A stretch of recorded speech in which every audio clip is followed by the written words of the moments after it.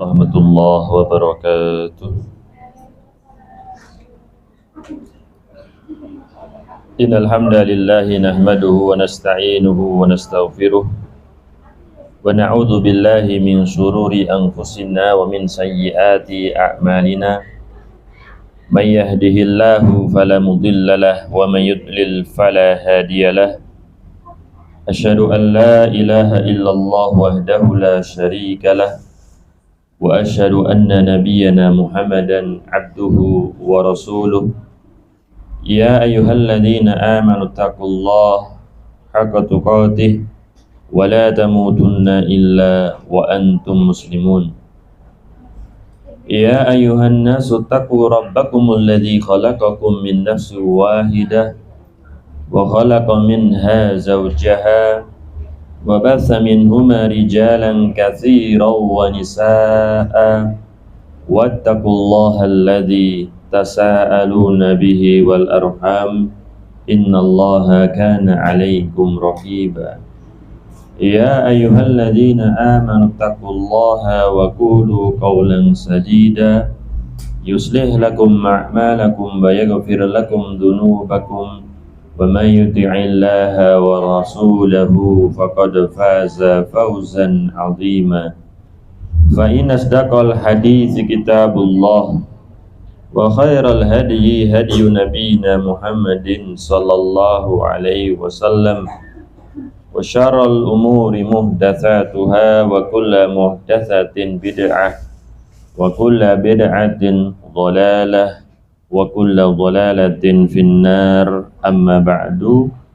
Ma'asyiral muslimat al hadirat al akhawat al ummahat, ibu-ibu dan saudari-saudari kaum muslimah yang semoga senantiasa dimuliakan oleh Allah Subhanahu wa taala. Semoga Allah Subhanahu wa taala senantiasa mencurahkan rahmat-Nya teruntuk kita semuanya. Segala puji bagi Allah Subhanahu wa taala. Salawat serta salam semoga senantiasa tercurah teruntuk junjungan kita semuanya, baginda Nabi sallallahu alaihi wasallam. Tidak bosan-bosannya, tiada henti-hentinya kita senantiasa bersyukur kepada Allah Subhanahu wa taala atas limpahan nikmat dan karunia-Nya yang teramat banyak jumlahnya, hingga tidak ada satupun dari kita yang mampu untuk menghitung kenikmatan tersebut. Maka Allah Subhanahu wa taala mengatakan, wa in ta'uddu ni'matallahi la tuhsuha. Jikalau sekiranya kalian itu hendak menghitung kenikmatan yang Allah Subhanahu wa taala berikan kepada kalian, maka niscaya kalian tidak akan sanggup untuk menghitungnya. Dan menghitung nikmat yang Allah Subhanahu wa taala berikan kepada seseorang itu adalah di antara realisasian implementasi syukur seseorang kepada Allah Subhanahu wa taala. Maka dahulu dikatakan i'dadun ni'mah syukruha. Menghitung-hitung nikmat itu adalah sebuah realisasian syukur seseorang kepada Allah Subhanahu wa taala. Dan di antara kenikmatan yang Allah Subhanahu wa taala berikan kepada kita adalah Allah Subhanahu wa taala masih memberikan kesempatan kepada kita semuanya untuk belajar, untuk menuntut ilmu, yang mana sebagaimana kita ketahui Rasulullah sallallahu alaihi wasallam bersabda, talabul ilmi faridatun ala kulli muslim. Bahwasanya menuntut ilmu itu adalah kewajiban atas setiap muslim, atas setiap muslimah, yang mana mereka juga memiliki tanggung jawab terhadap dirinya, terhadap anak-anaknya, tidak hanya dibebankan, diwajibkan atas seorang muslim, atas seorang laki-laki, demikian pula dituntut bagi kaum perempuan, kaum hawa untuk belajar yang dengannya kemudian dia bisa mengamalkan agamanya, mengamalkan perintah Allah Subhanahu wa ta'ala. Maka Nabi SAW bersabda dalam sebuah hadis yang mutawatir yang diriwayatkan oleh banyak sahabat, sekitar 20 orang sahabat meriwayatkan hadis tersebut. Nabi SAW mengatakan, nadharallahu imra'an, semoga Allah Subhanahu wa ta'ala mencerahkan wajah seseorang, menjadikan wajahnya itu berseri-seri, laki-laki maupun perempuan, tidak hanya terbatas bagi kaum laki-laki. Maka Sufyan itu mengatakan bahwasannya ahli hadis itu mereka yang paling cerah wajahnya, yang paling berseri-seri wajahnya, karena mendapatkan doa dari Nabi SAW. 14 abad yang lalu Nabi SAW mendoakan, nadharallahu imra'an, semoga Allah Subhanahu wa ta'ala menjadikan cerah wajah seseorang, sami'a maqalati, apa yang dilakukan oleh orang tersebut. Siapakah yang didoakan oleh Nabi SAW? Sami'a maqalati, dia mendengarkan ucapanku, dia dengarkan hadis-hadis Nabi SAW. Itulah diantara yang bisa kita lakukan atau yang kita niatkan ketika kita pergi menuntut ilmu. Kita hendak mendengarkan sabda-sabda Nabi SAW dibacakan. Yang pertama, orang tersebut mendengarkan ucapanku. Kemudian yang kedua, fawa'aha, dia memahaminya, dia mengerti makna daripada hadis tersebut. Dan yang ketiga, wahafidhoha, dia hafalkan. Dan yang keempat, wabalaghoha, dia sampaikan. Dia sampaikan kepada keluarganya, dia sampaikan kepada anak-anaknya. Maka semakin sempurna, semakin banyak seseorang itu mendengarkan hadis Nabi SAW, semakin banyak yang ia hafalkan, semakin banyak yang ia sampaikan kepada orang lain, maka akan semakin cerah, semakin berseri-seri orang tersebut. Walaupun satu hadis, walaupun dua hadis, maka hendaknya ada motivasi dalam diri seseorang, seorang muslimah, dihafalkan satu hadis yang berisi doa, katakanlah, yang berisi amalan keseharian, dia fahami, dia hafalkan, kemudian dia sampaikan, mendapatkan doa dari Nabi SAW. Walaupun sudah berlalu 14 abad. Tentunya semua daripada kita pengen untuk mendapatkan doa dari Nabi SAW.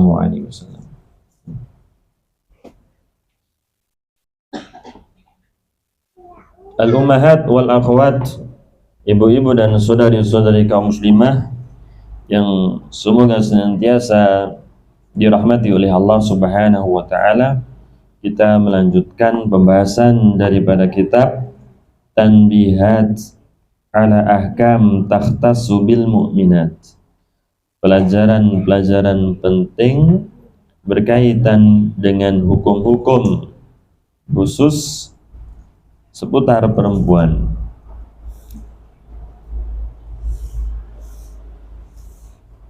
Pembahasannya adalah masih berkenaan dengan al-haid, ya.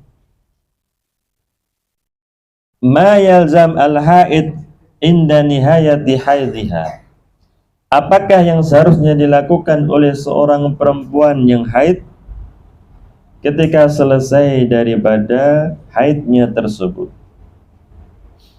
Beliau Asy-Syaikh Shalih Al-Fauzan hafizahullah wa ra'ah mengatakan, yalzamu al-haid inda nihayati haidhiha, yang harus dilakukan oleh seorang perempuan ketika selesai masa haidnya, antaghtasil, yaitu haruslah mandi, wadzalika bi an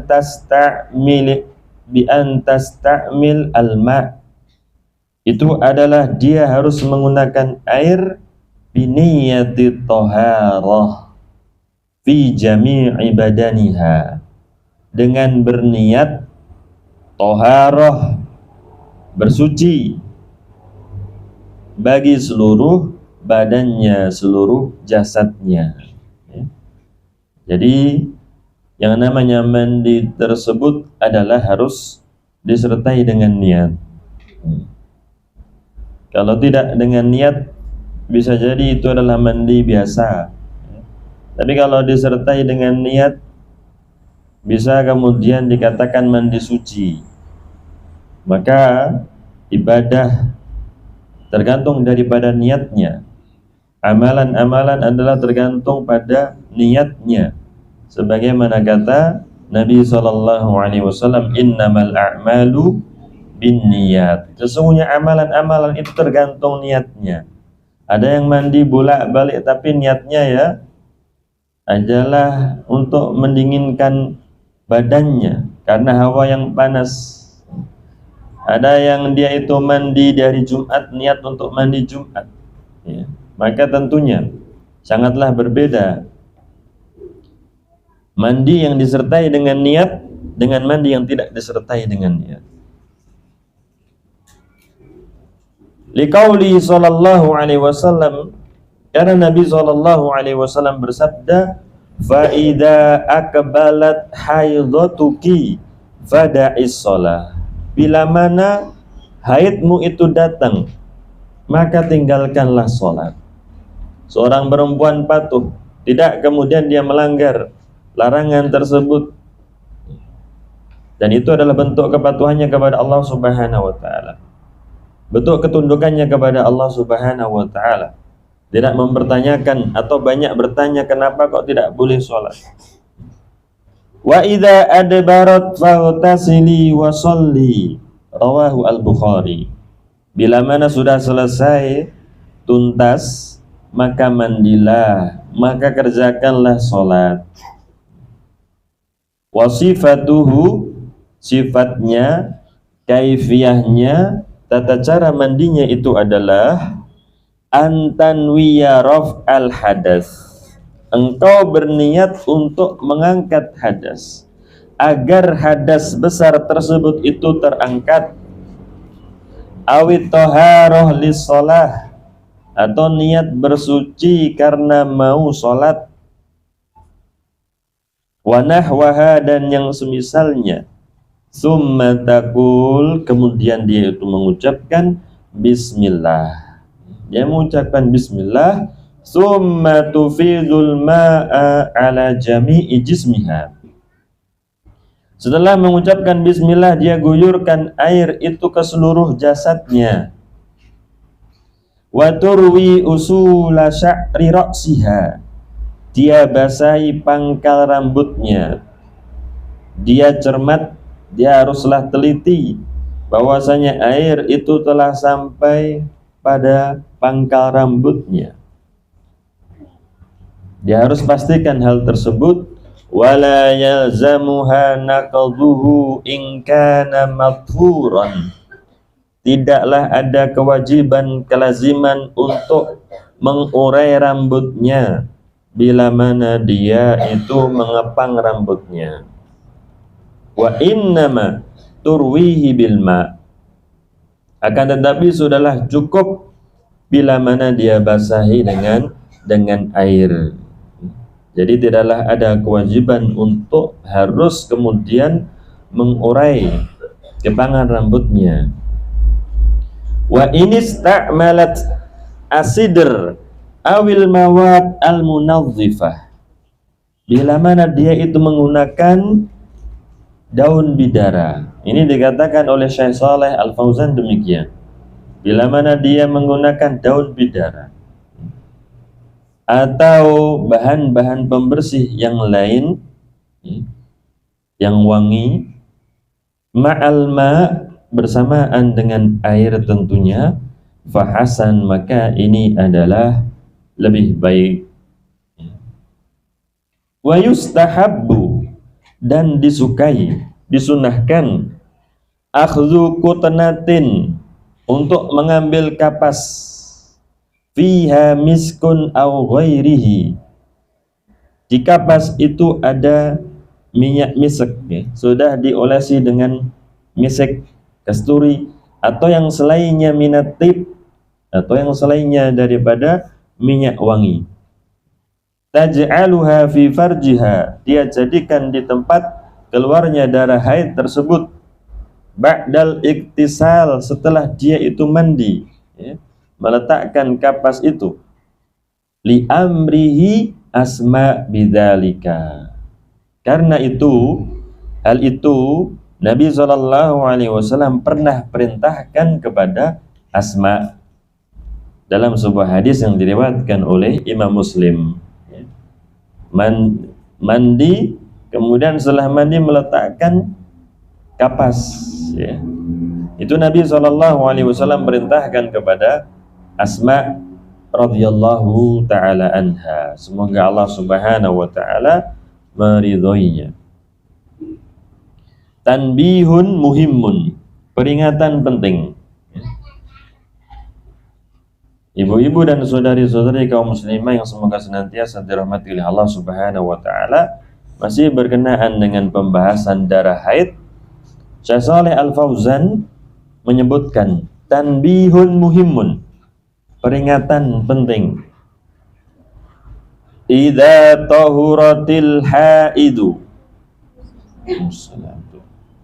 awin nufasa, bila mana seorang perempuan itu suci, entah suci dari haid ataupun nifas, qabla ghurubi syamsi, sebelum matahari itu terbenam, dia suci sebelum matahari terbenam, jam 5 okay, jam setengah 5, lazimaha an tusalliya dhuhr wal asr min hadzal yaum, maka wajib atasnya untuk sholat duhur, demikian pula untuk sholat asar pada hari tersebut ya.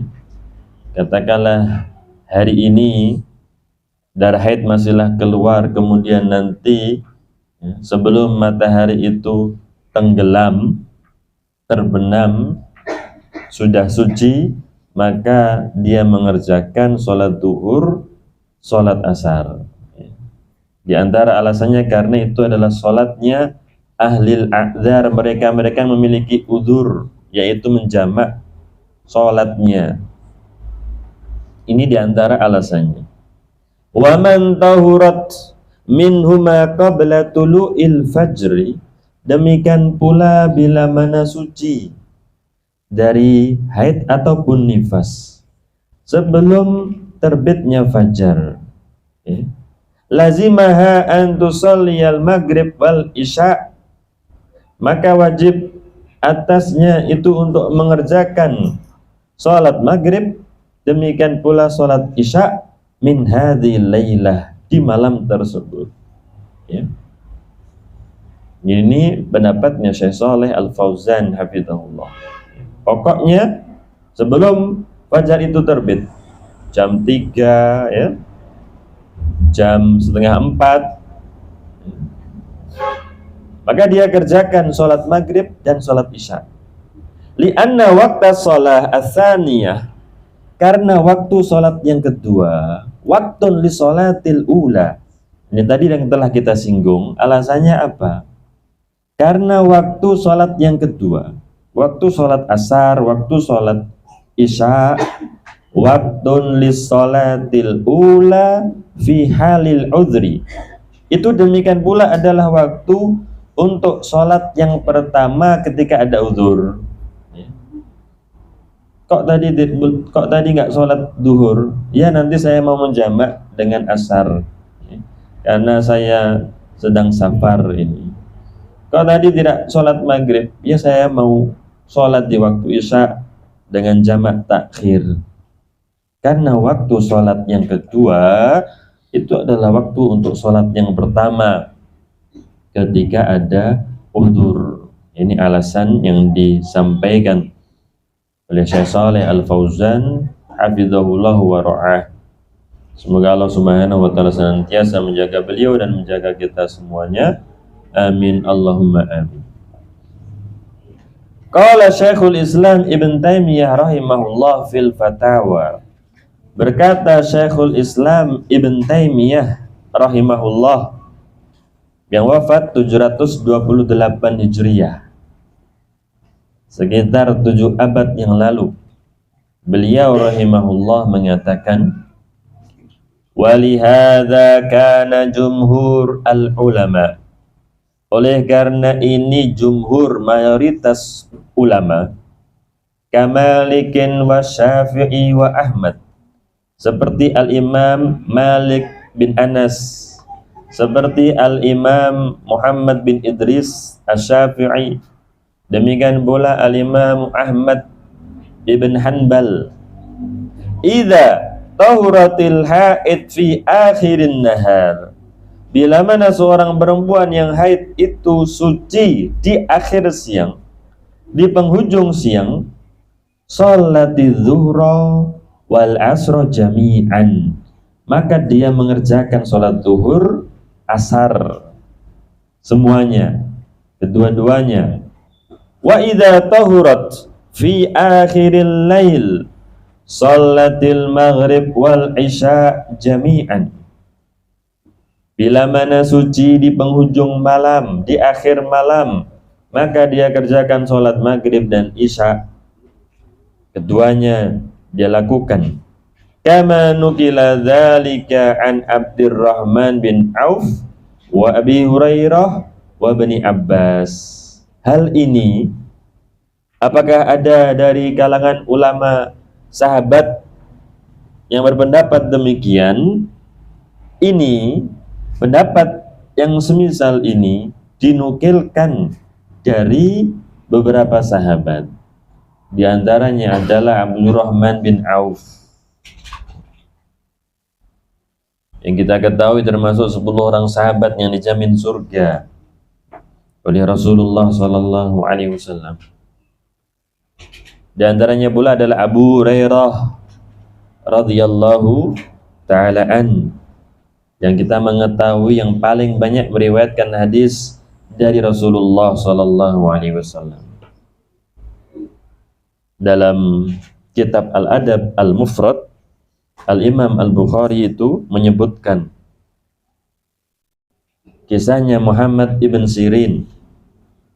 Di suatu malam, Muhammad bin Sirin itu sedang berkumpul bersama dengan Abu Hurairah radhiyallahu taala an. Maka kemudian Abu Hurairah radhiyallahu taala itu berdoa, "Ya Allah, ampunilah aku, ampunilah Abu Hurairah, ampunilah ibunya, demikian pula ampunilah orang-orang yang memintakan ampun untuk keduanya." Maka langsung Muhammad bin Sirin itu merespon, "Ya Allah, ampunilah Abu Hurairah, ampunilah ibunya," agar kita termasuk orang-orang yang mendapatkan doa dari Abu Hurairah radhiyallahu taala. Kalau tadi telah kita singgung yang mendapatkan doa dari Rasulullah sallallahu alaihi wasallam, demikian pula seseorang bisa menggapai doa dari Abu Hurairah, seorang sahabat yang mulia. Bagaimanakah caranya? Memintakan ampun untuk Abu Hurairah, demikian pula untuk ibunya. Dahulu telah didahulukan, didoakan oleh Abu Hurairah 14 abad yang lalu demikian. Ya Allah, ampunilah Abu Hurairah, ampunilah ibunya, demikian pula ampunilah orang-orang yang memintakan ampun kepada keduanya, teruntuk keduanya. Maka kita berdoa kepada Allah Subhanahu wa taala, semoga Allah Subhanahu wa taala mengampuni Abu Hurairah, mengampuni ibunya, dan juga mengampuni kita semuanya, agar kita termasuk ke dalam mereka-mereka mendapatkan doa dari sahabat Abu Hurairah radhiyallahu taala anhu. Amin Allahumma amin. Demikian pula itu adalah pendapatnya Ibnu Abbas yang kita ketahui, ya, ulama, ya, dari kalangan sahabat Abdullah ibn Abbas. Jadi ada sosok-sosok yang banyak di kalangan para sahabat, sosok yang pandai, sosok yang faqih, ya. Di antaranya Abdullah bin Abbas, ya. Sosok yang pemberani, ya. Khalid ibn Al-Walid, ya. Dan sahabat-sahabat yang lain. Li'annal waqta, kata beliau rahimahullah hafizahullah, li'annal waqta mustarak baina salataini fi halil udri. Karena waktu itu, ya, diperebutkan, diperserikatkan, ya, di antara dua salat, dipakai untuk dua salat ketika ada udzur, ya. Sebagaimana kita ketahui, ya, waktu salat asar, waktu salat duhur pula bagi yang memiliki udzur. Fa idza tahurat fi akhirin nahar, bila mana seorang perempuan itu suci di akhir siang, fa waktu zuhri bakin fatusalliha qablal asri, maka waktu duhur itu masihlah ada. Jadi waktu duhur masihlah ada. Kenapa harus sholat duhur? Waktu duhur itu masih ada. Maka dia kerjakan sholat duhur, barulah kemudian dia kerjakan sholat asar. Wa idza tahurat fi akhiril lail, bila mana seorang perempuan itu suci di akhir malam, fa waktul maghrib bakin, maka waktu maghrib itu masihlah ada. Fi halil udri, ketika ada uzur tersebut, fatusalliha qablal isya, maka dia kerjakan sholat maghrib dan setelah itu dia kerjakan sholat isya. Ya, demikian apa yang disebutkan oleh Syekhul Islam Ibn Taimiyah yang dinukilkan oleh Syekh Fauzan hafizahullah di dalam kitab beliau ini. Dan ini adalah pendapatnya mayoritas ulama, ya, jumhur. Dari 4 imam, ternyata 3 imam itu berpendapat demikian. Malik, Al-Imamu Malik, Al-Imam Asy-Syafi'i, dan Al-Imamu Ahmad. Dari keempat imam al-a'immah al-arba'ah, ternyata tiganya itu berpendapat seperti ini, ya. Walaupun kita tidak menafikan ada pendapat yang lain, ya. Ada pendapat yang lain, ya, tidak ada kewajiban. Kalau dia suci sehabis asar, tidak ada kewajiban untuk mengerjakan sholat duhur. Tapi kalau mau mengerjakan sholat duhur maka silahkan, tapi tidak ada kewajiban, ya. Karena tidak ada dalil yang jelas, ya, dari Rasulullah SAW. Maka, ya, ibu-ibu, saudari-saudari kaum muslimin dirahmati Allah Subhanahu wa taala, ya, wallahu taala alam, tidak ada kewajiban ketika seorang perempuan itu suci sehabis asar untuk mengerjakan sholat duhur. Tapi kalau mau mengerjakan sholat duhur, maka silahkan, ya. Tapi tidak ada kewajiban, wallahu ta'ala alam. Apalagi kalau kita lihat waktu sholat isya. Yang waktu sholat isya itu habis di pertengahan malam, ya. Jadi kalau malam 8 jam, setelah 4 jam sudah habis waktu untuk sholat isya. Kalau malam itu 9 jam, setelah 4,5 jam dari matahari itu terbenam, maka sudahlah habis, ya. Berarti kalau kemudian dia itu suci, ya, di 6 jam, ya, setelah matahari itu terbenam, di 7 jam, ya, sehabis pertengahan malam, maka sudah habis waktu untuk mengerjakan sholat isya. Tidak ada kewajiban baginya untuk mengerjakan sholat isya karena waktunya sudahlah habis. Wallahu ta'ala alam. Tapi kalau mau mengerjakan maka, ya, silahkan. Kemudian Syekh Shalih Al-Fauzan hafizahullah mengatakan, amma idza dakhala 'alaiha waktu salat, bila mana masuk waktu salat, summa hadat, sudah masuk waktu salat, azan sudah berkumandang, kemudian seorang perempuan itu mengalami haid, keluarlah darah haid. au nafasat, atau keluar darah nifas, qabla an tusalliya, padahal dirinya itu belumlah mengerjakan sholat, belum sempat sholat, ya. Sampai setengah satu katakanlah belum sholat, kemudian ternyata keluarlah darah haid, ya. Maka inilah, ya, ibu-ibu dan saudari-saudari kaum muslimah yang dirahmati oleh Allah Subhanahu wa taala, dikatakan inna litakhiri afat, seseorang menunda-nunda itu ada keburukan-keburukannya. Seseorang menunda-nunda ada keburukan-keburukan. Maka at-taswif, seseorang mengatakan nanti-nanti, at-taswif, nanti-nanti itu adalah tentaranya iblis, ya. Seseorang menunda-nunda. Ini diantara contohnya. Dia tidak kunjung untuk mengerjakan sholat, tidak bersegera untuk mengerjakan sholat, akhirnya kemudian ternyata keluarlah darah haid. Fal qaul ar-rajih, maka pendapat yang kuat dikatakan oleh Syekh Shalih Al-Fauzan hafizahullah, annahu la yalzamuha qadha, maka tidak ada kewajiban untuk mengqadha. Tidak ada kewajiban nanti baginya untuk sholat duhur.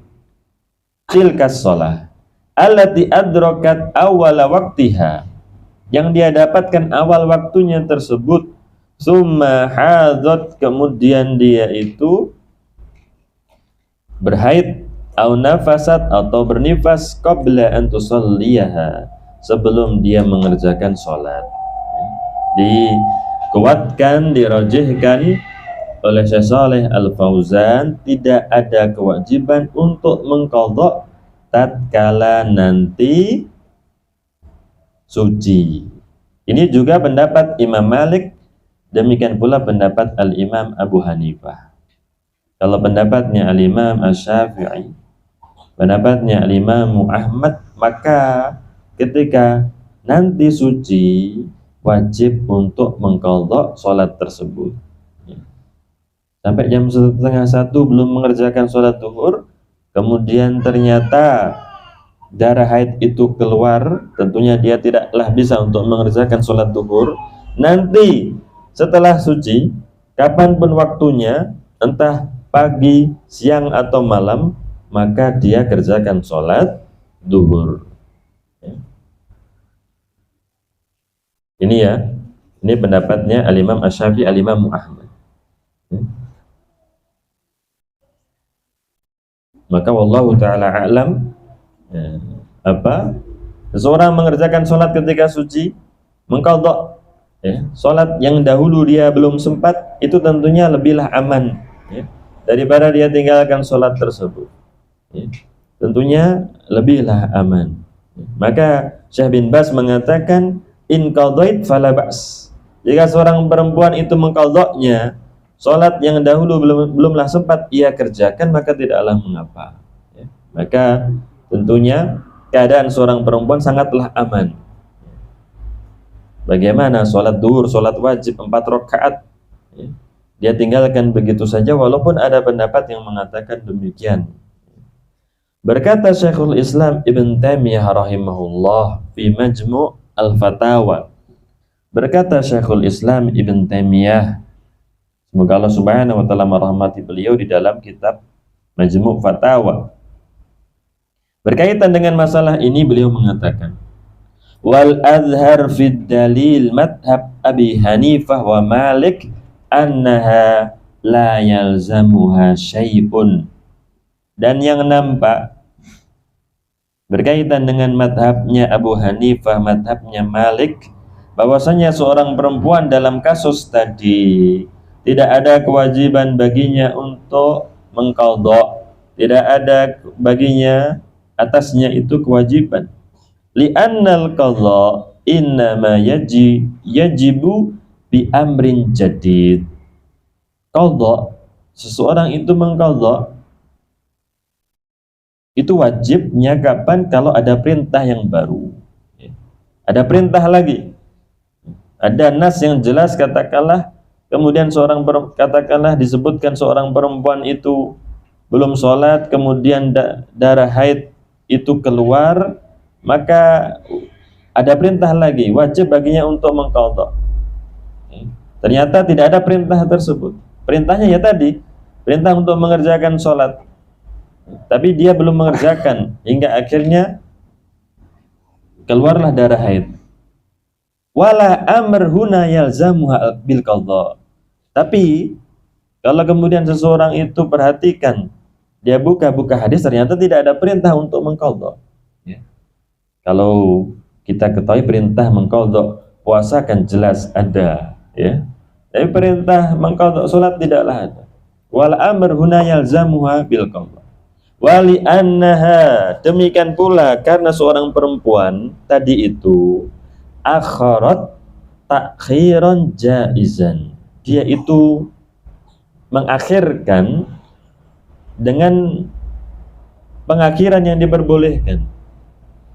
Diperbolehkan. Fahiya ghair mufarritah. Dia itu tidaklah teledor, tidaklah lalai. Ya. Katakanlah ada keperluan, ada kesibukan, ya. Tidak dia lalai, teledor, ya. Memang itu waktu yang diperbolehkan. Berbeda dengan seorang laki-laki yang dia harus pergi ke masjid untuk mengerjakan sholat jamaah bersama jamaah. Wa amma an-naim awin nasi, adapun orang yang tidur, orang yang lupa, wa in kana ghair mufarrid, bila mana dirinya itu tidaklah lalai, tidaklah teledor, ya, tidaklah teledor, fa inna ma yaf'aluhu laisa qadha'an, yang dikerjakan nanti ketika dia bangun, ketika dia itu teringat, bukanlah mengqadha. Bal dzalika waktu shalah fi haqqihi, tapi itu adalah memang waktu sholat untuknya, ya. Ada al-qadha, ada al-ada. Orang kalau tidur, orang kalau lupa bukan karena teledor, ya, dia tinggalkan sholat tersebut, ketika dia nanti mengerjakan tidaklah dikatakan mengqadha, tapi menunaikan, ya. Tapi dia al-ada, mengerjakan, karena itulah memang waktunya ketika dia bangun, waktunya ketika dia itu teringat. Fi haqqihi hina yastaiqil wa yadhkur, intaha, ya.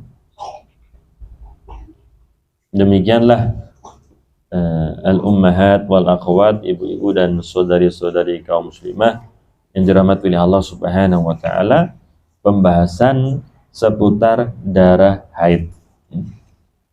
Ada beberapa poin yang tadi kita bacakan, yang kita sampaikan. Yang pertama berkenaan dengan apa yang seharusnya dilakukan oleh seorang perempuan ketika suci dari haid. Kemudian yang kedua adalah permasalahan, ya, bagi seseorang yang suci di penghujung siang, yang suci di penghujung malam, bagaimana? Dan yang ketiga tadi adalah berkenaan dengan bila mana dia belum sempat untuk mengerjakan sholat, keburu darah haid itu keluar, apakah dia mengqadha'nya ataukah tidak. Itu beberapa poin, beberapa permasalahan yang tadi telah kita bahas, yang telah kita sampaikan, dan pandangan daripada Syekh Shalih Al-Fauzan hafizahullahu ta'ala. Bisa difahami, ya? Insyaallah. Berikutnya berkenaan dengan al-istihadatu wa ahkamuha, darah istihadah dan hukum-hukumnya. Ada darah haid, al-haid, ada al-istihadah, darah istihadah. Al-istihadatu yaitu sailanud dam, mengalirnya darah, fi ghairi waqtihi, tidak pada waktunya, ala sabilin nazif, membanjir, keluar min irkin, dari saluran darah. Darah tersebut keluar. Yusama al-adhil, ada dari bagian tubuh yang dinamakan dengan al-adhil. Ya. Wallahu ta'ala alam apa kalau dalam bahasa organ tubuh tersebut. Ya. Darah itu keluar dari situ, bukan dari rahim. Ya. Wal mustahadhah amruha muskil. Perempuan yang keluar darah istihadhah ini perkaranya adalah muskil, ya. Apa muskil? Masalah. Listibahi damil haid bidamil istihadhah, karena kemiripan antara darah haid dengan darah istihadhah. Fa idza kana dam yanzil minha bistimrar, bila mana darah itu keluar darinya terus-menerus, au ghalib al-waqt, atau sering, faman ladzi ta'tabiruhu minhu haidon wa man ladzi ta'tabiruhu istihadatan. Darah itu tidak berhenti sekian hari lama katakanlah, maka yang manakah yang dianggap darah haid dan manakah yang dianggap darah istihadah? La tutrak min ajli as-shaum was-shalah, yang mana bila mana yang keluar itu ternyata adalah darah istihadah, tentunya yang namanya puasa dan sholat tidaklah ditinggalkan, tetaplah ia kerjakan. Ya. Maka kalau tentunya seorang perempuan kok menganggap darah istihadah itu darah haid, ya kan? Tentunya dia akan meninggalkan puasanya, meninggalkan sholatnya. Ya. Padahal itu adalah ladang pahala yang demikian besar. Ya. Karena kejahilannya tersebut, menganggap darah istihadah sebagai darah haid, ya. Atau menganggap darah haid sebagai darah istihadah, dia tetap puasa, tetap sholat, padahal tidaklah diperbolehkan. Fa innal mustahadah yu'tabar laha ahkam at-tahirat, karena perempuan yang mengalami istihadah ini seperti perempuan-perempuan yang lain yang dalam keadaan suci, at-tahirat, bukan diserupakan dengan perempuan-perempuan yang sedang haid. Mereka adalah perempuan-perempuan yang suci. Wa bina ala dzalik, berdasarkan hal tersebut, fa innal mustahadah laha salasu halatin, perempuan yang mengalami istihadah ada 3 keadaan. Jadi ada 3 keadaan perempuan yang mengalami istihadah.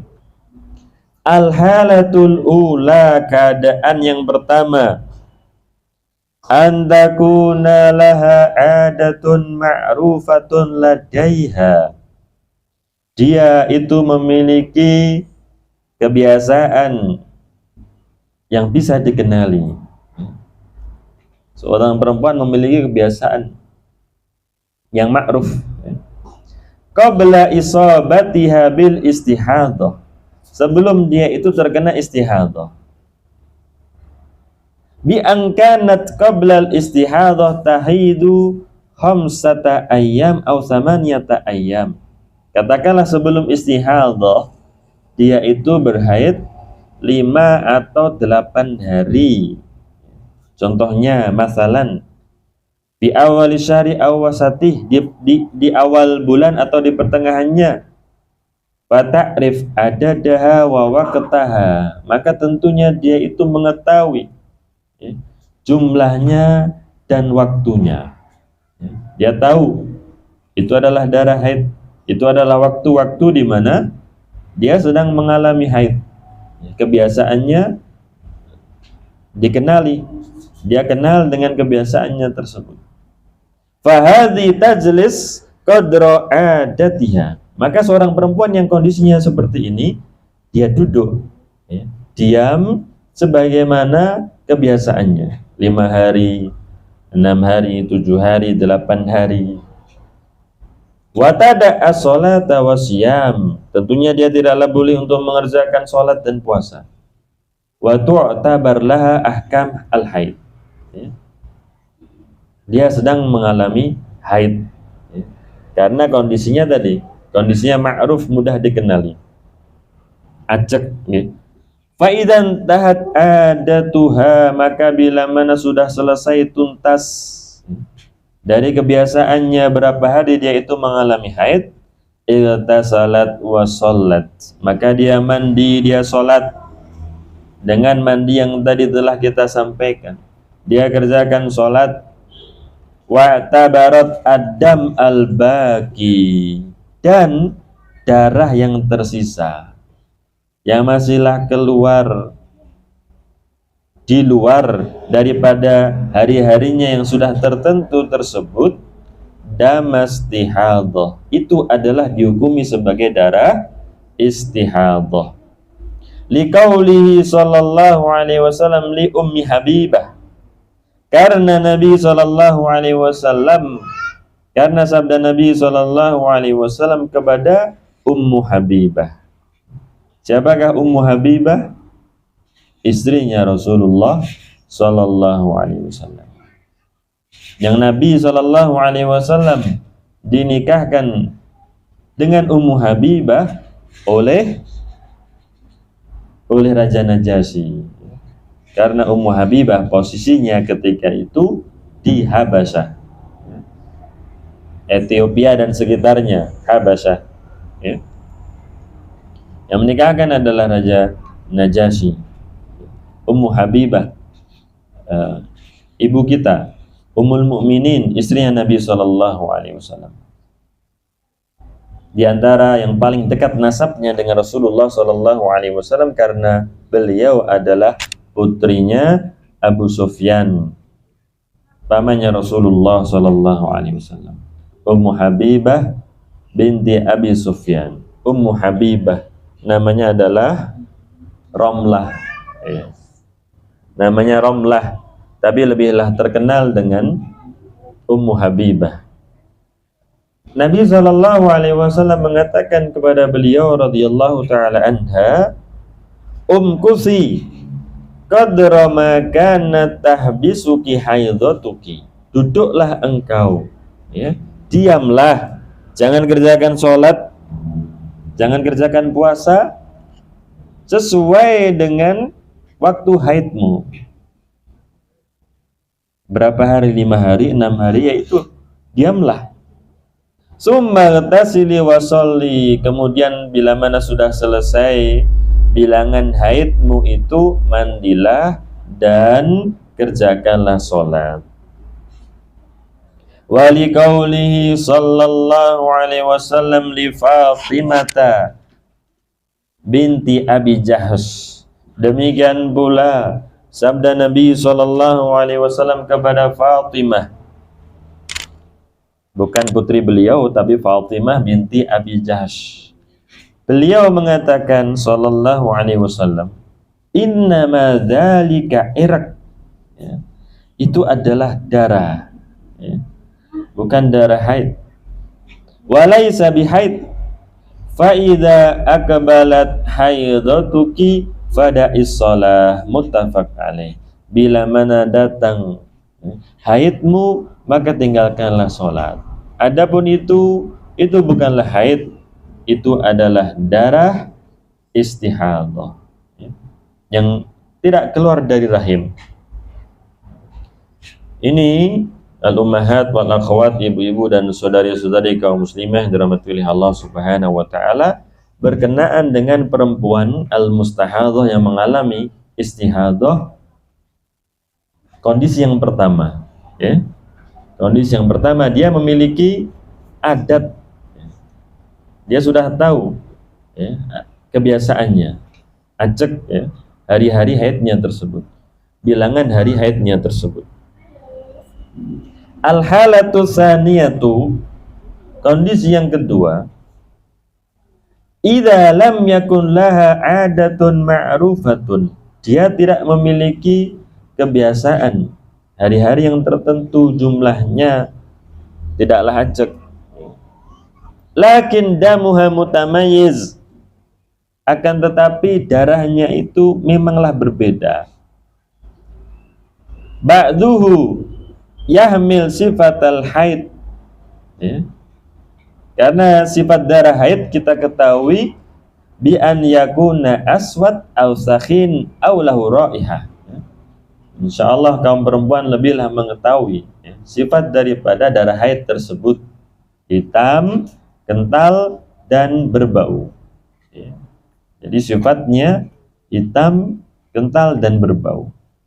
Wa baqiyatu la tahmil sifatal haid, ya.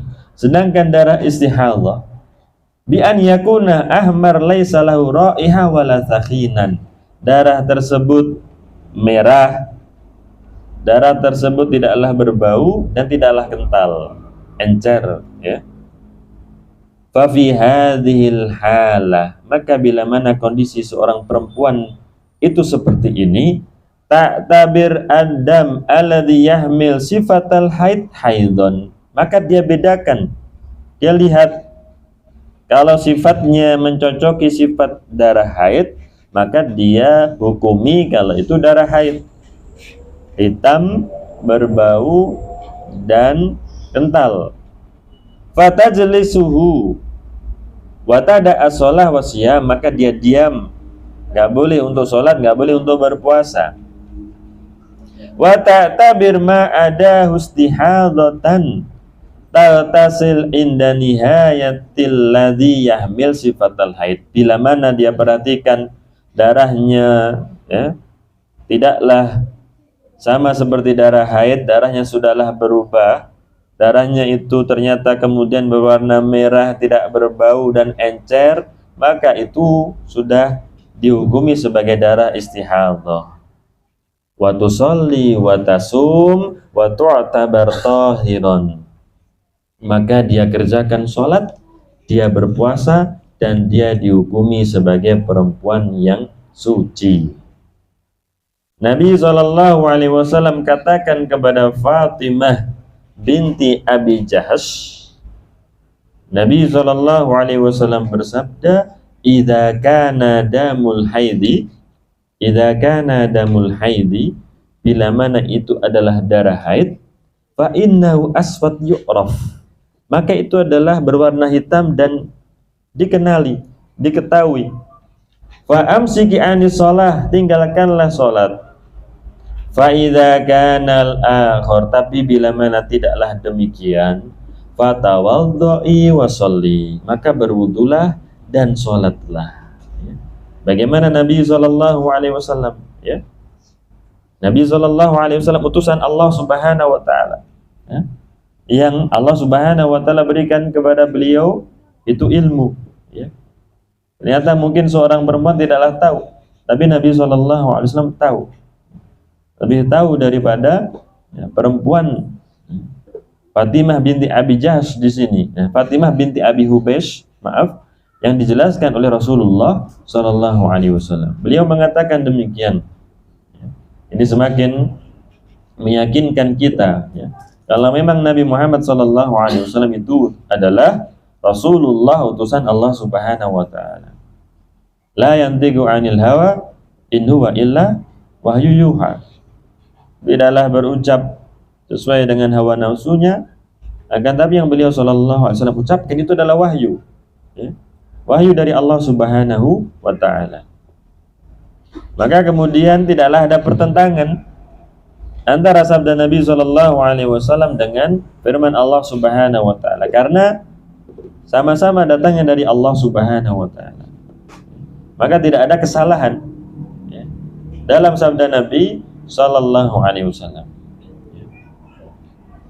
Tidaklah kemudian dibantah, warnanya tidaklah hitam, ya, katakanlah Nabi SAW dibantah demikian. Tentunya tidaklah demikian. Ternyata memang benar apa yang disabdakan oleh Nabi SAW. Dan banyak hadis, banyak hal, ya, yang semakin menguatkan bahwasanya beliau memang adalah utusan Allah Subhanahu wa taala. Tanda-tanda hari kiamat, ya kan? Apa yang dikabarkan oleh Nabi SAW, padahal di masa Nabi belumlah terjadi. terjadi di kemudian hari. Rawahu Abu Dawud wan Nasa'i wa sahhahahu Ibn Hibban wal Hakim. Hadis ini diriwayatkan oleh Abu Dawud, An-Nasa'i dan disahihkan oleh Ibnu Hibban dan Al-Hakim. Fafihi, di dalamnya, annal mustahadah ta'tabir sifatad dam fatumayyiz biha bainal haid wa ghairihi. Inilah ibu-ibu, saudari-saudari kaum muslimah yang dirahmati Allah Subhanahu wa taala, urgensi daripada ilmu. Seorang perempuan yang istihadah, dia bedakan darah tersebut mencocoki darah haid atau mencocoki darah istihadah. Dia bisa membedakan, oh ini adalah darah istihadah karena merah, ya, tidak berbau, ya, encer, maka ini adalah darah istihadah. Dia tidak bingung, ya, hingga kemudian salah dalam menghukumi, akhirnya dihukumi sebagai darah haid, hingga akhirnya dia tinggalkan sholat, dia tinggalkan puasa, karena kejahilannya tersebut terluput daripada kebaikan-kebaikan. Kemudian yang berikutnya adalah al-halah ats-tsalisah, ya. Untuk kondisi yang ketiga agak panjang, mungkin kita sampaikan insya Allah di pertemuan yang berikutnya biidnillahi tabaraka wa ta'ala, dengan seizin Allah Subhanahu wa ta'ala tentunya. Itu dua kondisi, dan baru dua kondisi, masih ada satu kondisi lagi berkaitan dengan seorang perempuan yang mengalami istihadah. Mungkin ibu-ibu, saudari-saudari kaum muslimah yang dirahmati Allah Subhanahu wa ta'ala, bila mana ada pertanyaan atau ada tambahan, silahkan.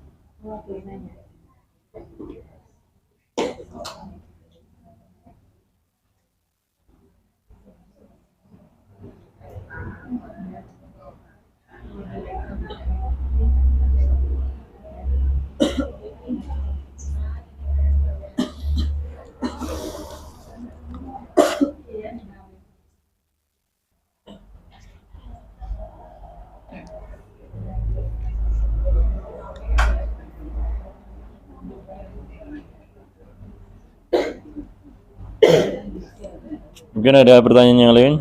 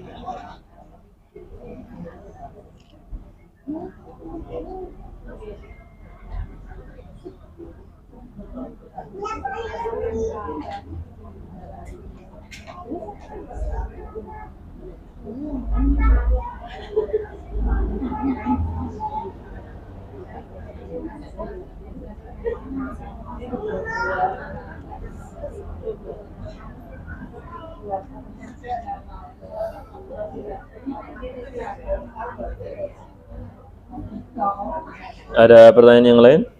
Cukup? Pertanyaannya di sini dituliskan, apakah orang istihadah wajib mandi sebelum sholat fardu? Untuk berkaitan dengan mandi, itu adalah kewajiban bagi seorang perempuan yang sudah suci daripada haid, ya. Perintah untuk mandi, maka kita kenal mandi suci, ya, mandi junub, ya. Adapun untuk istihadah maka tidak ada di sana kita ketahui mandi, ya. Yang kita ketahui adalah seseorang, ya, karena itu adalah najis, ya, karena dirinya seorang perempuan itu tadi telah kita singgung bahwasannya dikatakan oleh Syekh Shalih Al Fauzan, al mustahadah yu'tabar laha ahkam at-tahirat. Seorang perempuan yang mengalami istihadah, yaitu perempuan yang suci, ya. Jadi tidak ada kewajiban untuknya mandi. Berbeda dengan seorang perempuan yang haid, ya. Tidak dalam kondisi suci, ya. Tidak boleh berpuasa, tidak boleh untuk sholat, ya. Tapi untuk perempuan istihadah, ya, adalah perempuan yang suci, maka tidak ada kewajiban untuk mandi. Yang ada adalah dia berwudu, ya. Ketika hendak mengerjakan sholat duhur dia berwudu, ketika hendak mengerjakan sholat asar dia mengerjakan wudu, ya. Karena itu adalah sebagaimana kita ketahui, ma kharaja minas sabilaini, yang keluar daripada dua lubang itu adalah membatalkan wudu, ya, membatalkan wudu. Kecuali keluar terus menerus, tidak sanggup untuk ditahan keluar terus menerus, ya maka kondisinya adalah seperti seseorang yang peser, ya, yang keluar terus menerus, pipisnya keluar terus menerus, maka diwajibkan berwudu untuk mau sholat. Nanti keluar ketika dia sedang sholat, maka tidaklah mengapa dimaafkan, karena memang tidak mampu. Fattaqullaha mastata'tum, bertakwalah kepada Allah Subhanahu wa taala semampunya. La yukallifullah nafsan illa wus'aha. Tidaklah Allah Subhanahu wa taala membebani seseorang kecuali sesuai dengan kemampuannya. Itulah yang dia mampu. Tidak bisa dirinya menahan untuk tidak kentut, ya, untuk tidak pipis. Bagi kondisi seseorang yang demikian, maka yang menjadi kewajibannya adalah bersuci, berwudu setiap kali hendak sholat. Maka demikianlah yang menjadi kewajibannya adalah untuk berwudu, mengangkat hadas kecil tersebut. Wallahu ta'ala alam. Mungkin demikian al-ummahat wal akhwat, ibu-ibu dan saudari-saudari kaum muslimah yang semoga senantiasa dirahmati oleh Allah Subhanahu wa taala. Semoga Allah Subhanahu wa taala meridhoi apa yang kita lakukan di pagi hari yang berbahagia ini. Rabbana ighfir lana wa li ikhwanina alladhina sabaquna bil iman wa la taj'al fi qulubina ghillan lil ladzina amanu Rabbana innaka antal ghafurur rahim. Rabbana atina fid dunya hasanah wa fil akhirati hasanah wa qina adzaban nar. Subhana rabbika rabbil izzati amma yasifun wa salamun alal mursalin walhamdulillahi rabbil alamin. Wassalamualaikum warahmatullahi wabarakatuh.